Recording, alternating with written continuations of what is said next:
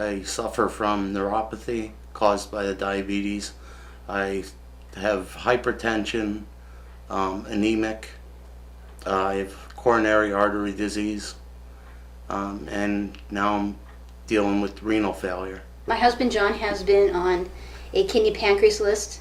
It's a national list at the University of Penn in Philadelphia for almost 4 years. I go to dialysis to a clinic 3 days a week, Tuesday, Thursday, Saturday, and they hook me up to a machine to clean my blood for 4 hours each time I'm there. Maybe about a month and a half ago, when we went for our yearly checkup, they indicated to us that he is not well enough to be on the kidney pancreas list anymore. He's too sick. It's a long and bouncy, bumpy road, as anybody can imagine.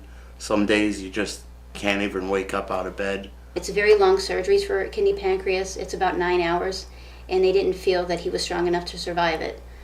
So they've moved us to the kidney list.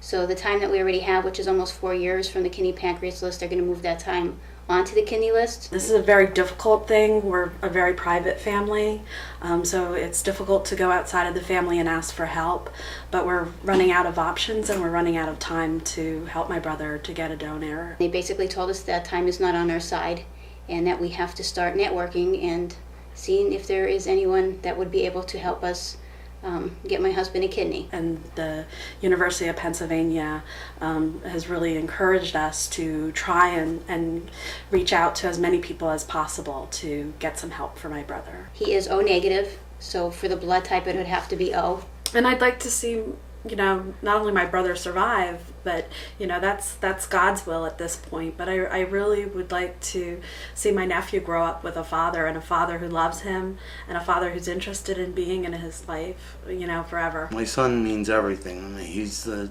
one thing keeping me here.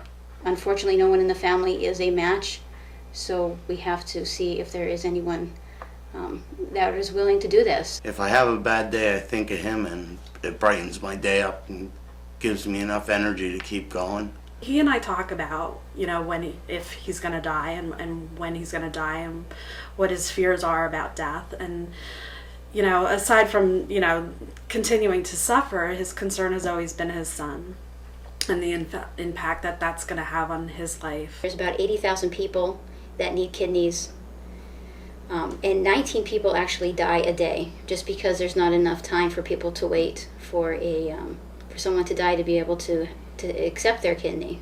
So if anything comes out of this, we just want to educate people on being organ donors. And I'm way too young to die and leave him alone. As University of Penn tells us that it's amazing on how many strangers would actually step up and do this. They say they see it all the time. So that is our goal. If anything, is just educate people. What we're doing here is for my son.